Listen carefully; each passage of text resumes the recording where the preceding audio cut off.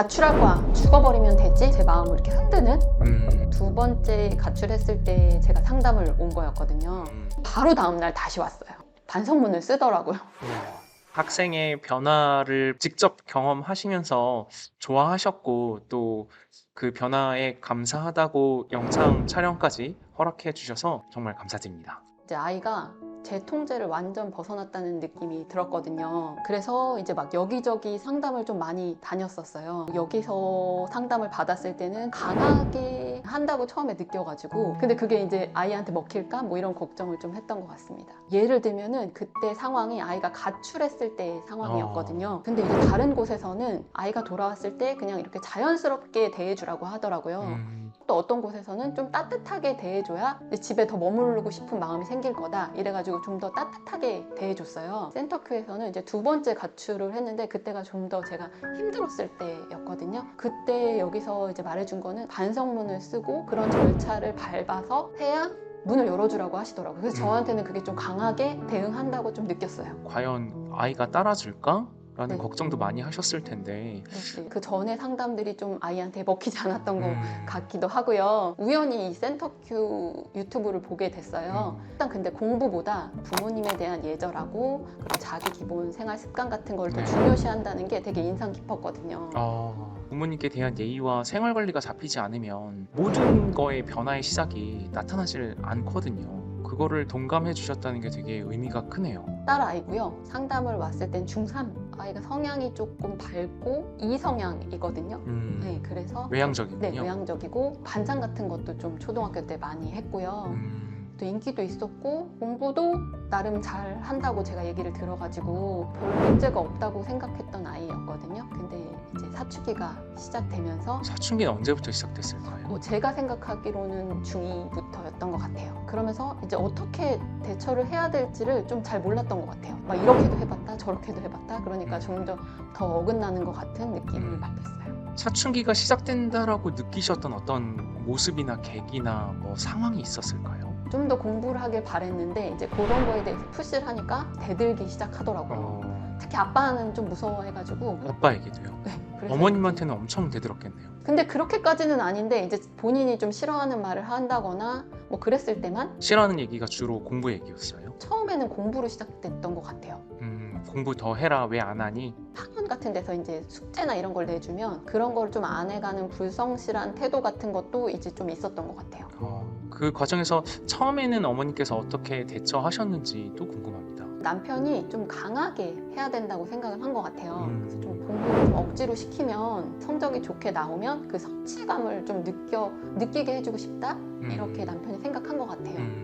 이렇게 감시도 한번 했던 것 같아요. 시험 때는, 시험 기간에 앉혀놓고? 네, 앉혀놓고 뒤에서 이제 앉아가지고 너 공부 몇 시까지 그래도 더 해라, 뭐 이런 식으로 억지로 좀 그렇게 했던 적도 있어요. 아이가 좀 반발을 하기 시작했고 통금 시간 같은 거를 좀 어기기 시작했고 어떻게 해야 될지를 몰라서 제가 뭐 유튜브도 많이 찾아보고 그때부터 이미 뭐 상담도 많이 이렇게 찾아보고 했거든요. 그러면서 이제 아이한테 부드럽게 대해주는 게 맞는 건지 아니면 진짜 아이 아빠 말대로 좀 강하게 하는 게 맞는 건지를, 뭐가 맞는지를 몰라가지고 그거에 대해서 잘해줘야 되나? 그래서 좀 잘해줬다가 또 아빠가 또 엄하게 하면 그거에 대해서 내 아빠가 하는 거니까 또 그거를 또 묵인해가지고 강하게 하는 게 맞는 것 같기도 하고, 이런 식으로 조금 우왕좌왕했던 것 같아요. 그때 갈팡질팡을 많이 하셨겠네요. 저희가 많이 겪어본 바로는 아이들이 이용하기 시작하잖아요. 네.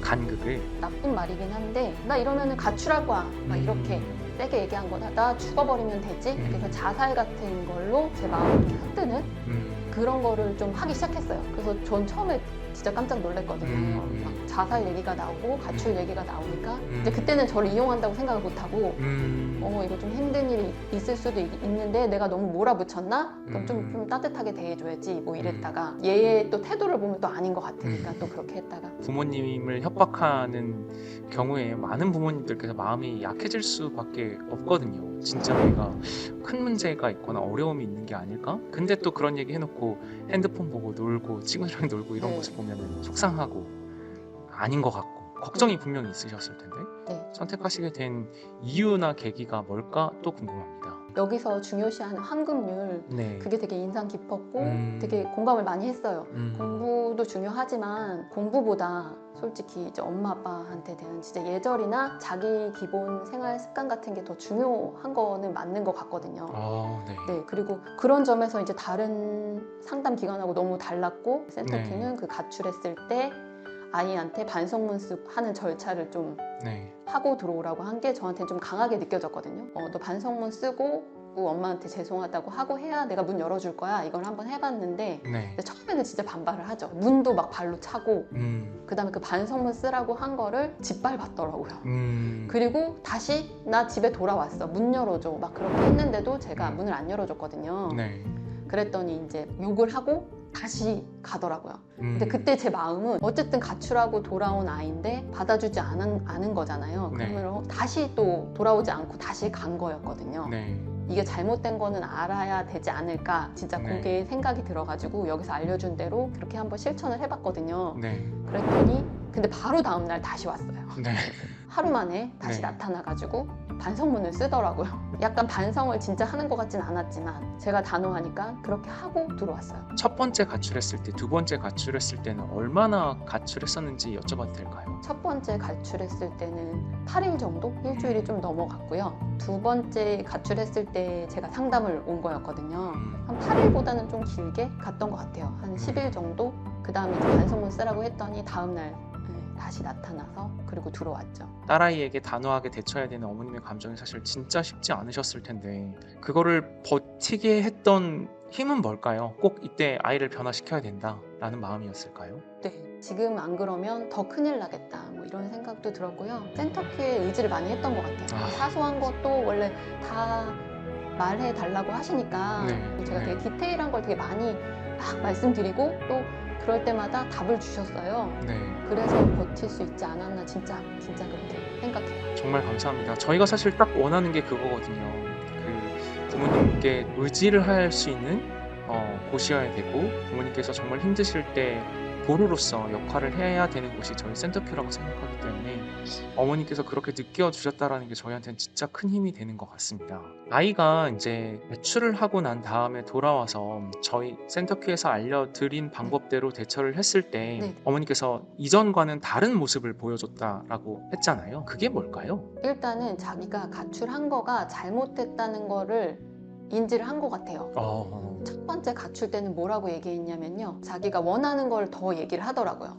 그러니까 원래 통금 시간이 9시였는데 10시, 11시까지 연장을 해달라고 하더라고요. 그래서 내가 요거는 연장을 해줄 수는 없어. 원래 정한 게 9시였으니까 이렇게 얘기를 했더니 그 고생한 보람이 없다는 거예요. 자기가 고생해서 요걸 얻어내는데 이용해야겠다 이렇게 생각을 한 것 같아요. 근데 두 번째 가출에서는 이제 반성문 쓰고 뭐 저한테 더 요구를 한다거나 네. 그러지 않고 나는 너무 가출은 진짜 안 할 거야 이런 식으로 얘기를 하더라고요. 그날 알았대요. 이게 안 통한다는 걸. 그래서 실제로 그 이후로 한 번도 가출이나 뭐 이런 걸 한 적이 없어요. 정말 힘드셨을 텐데 네. 그게 이제 다시 안 나타난다고 하니 정말 너무 다행이네요. 그러면 어머님께서 그 이후에 이제 아이를 또 변화 성장 시켜 나가야 되잖아요. 네. 그 과정에서 저희가 드렸던 가이드는 무엇이 있었고 또 그게 어떻게 도움이 됐는지 흐름도 궁금합니다. 그 환급률 첫 번째가 이제 부모님에 대한 공경이잖아요. 네. 아이한테 막 존댓말을 쓰게 하는 거 이게 진짜 과연 통할까? 처음에 어. 이렇게 생각했거든요. 갑자기 존댓말을 하라고 하면 애가 반발만 하고 안 할 거라고 생각했는데 그 여기 이 집은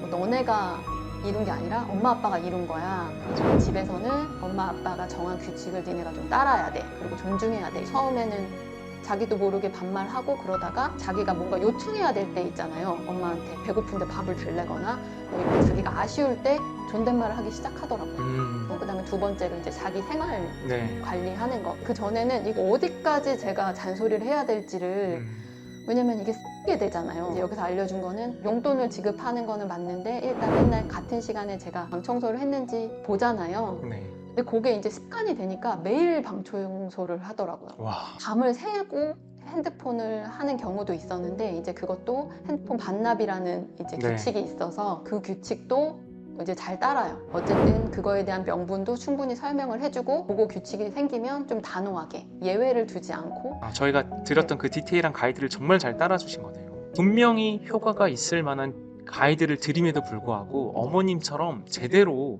끝까지 한결같이 따라주시는 부모님들이 많지 않아요. 그걸 정말 잘 따르면 지켜지는 거 맞는 것 같아요. 어머님께 가이드를 드리는 프로그램만으로도 여기까지의 변화가 일어났던 거잖아요. 그죠? 네. 어머님께서 이 온라인 프로그램으로 아이를 변화시킬 수 있다는 걸 들으셨을 때 가능성을 어느 정도 생각하셨는지 좀 궁금해요. 상담 선생님께서 정말 디테일하게 알려주셨거든요. 그리고 아이에 대해서 되게 많이 물어보시고 아이를 직접 보지 않았지만 그래도 아이를 어느 정도는 파악할 수 있게 많이 설문도 먼저 하고 그 다음에 질문도 많이 주시고 되게 디테일하게 또 알려주시더라고요. 그래서 그런 거에 대해서 되게 믿음이 조금 갔어요. 일단 저는 온라인으로 하다가 겨울방학 때만 이제 등원 프로그램을 네. 했었죠. 처음에는 그것도 여기를 와야 된다는 거에 대해서 받아들이지 못하고 아이가 한 일주일 정도는 등원을 또 거부를 했었어요. 맞아요. 그래도 근데 저는 믿었거든요.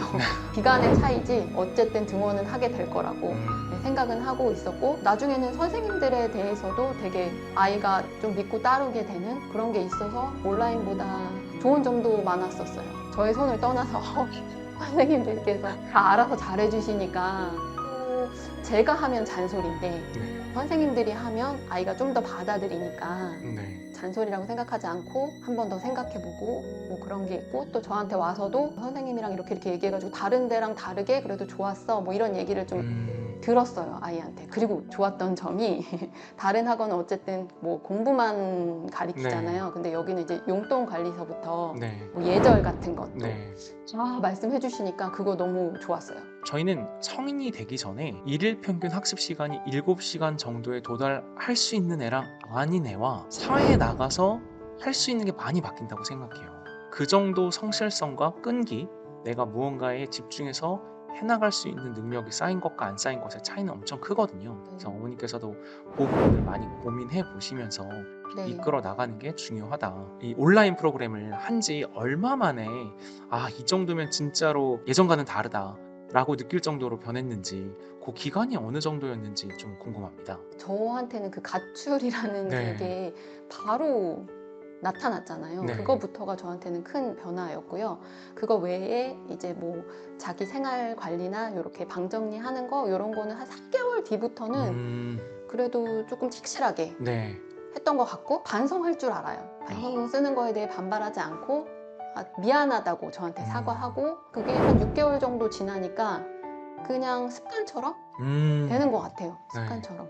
잘 따라왔다라는 생각이 들긴 합니다. 지금은 그래도 되게 강인이라고 생각하시겠어요. 네, 예전에 비하면. 왜냐면은 저는 그때는 너무 아이가 자기 멋대로 행동하고 제 통제를 완전 벗어났다고 생각을 했으니까 다른 평범한 가정처럼 그냥 공부 걱정만 했으면 좋겠다 이런 생각했거든요. 근데 지금이 딱 그런 정도예요. 근데 세상에 정말 수많은 부모님들이 어머님께서 하시는 걱정을 하고 계세요. 어머님도 아마 주변에 막 많이 말씀 못 하셨을 것 같아요. 그죠? 네, 조금 창피한 것도 있고요. 그리고 또 이렇게 주변에 또 되게 모범적인 그렇죠. 학생들이 많다 보니까 주변인들한테는 못하고 그러니까 상담이나 이런 걸 통해서만 얘기했던 것 같아요. 그러면 요새 아이는 하루에 몇 시간 정도 공부를 하고 있나요? 정말 1시간에서 2시간 정도 하고 있는 것 같아요. 만약에 저희 센터큐가 없었더라면 지금 어떤 모습일지. 상상도 하기 좀 싫은데. 그러면은 아직도 아이한테 끌려다니고 있을 것 같아요.